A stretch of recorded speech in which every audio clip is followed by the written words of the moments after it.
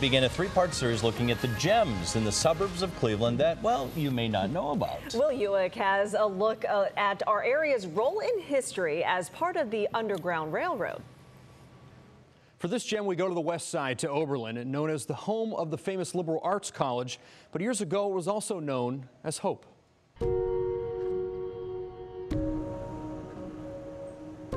We know of people hiding in boats, hiding in trains in like the cargo areas, but a lot of times it was people just walking through the wilderness and following the North Star to make their way to freedom.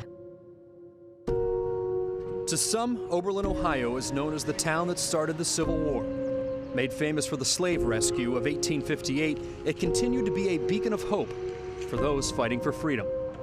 Frederick Douglass urged those seeking freedom to follow the North Star to Canada, a path, an underground railroad that came through Oberlin, where certain houses would hang quilts or leave lights on to signify they were on the right side of history. You could almost openly talk about abolition and slavery here, whereas in many other communities it was taboo to talk about that.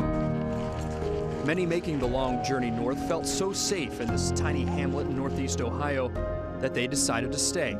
That history is still preserved in the form of monuments, centers, cemeteries, parks, homes, and annual celebrations that look back on the storied past of a town famous for its acceptance and convictions.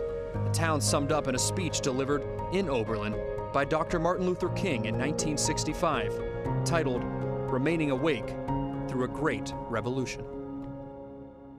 The Oberlin Heritage Center offers many different walks and tours. There's a Freedom's Friends History Walk being held there this weekend. For more information, visit our website, WKYC.com. That's wonderful.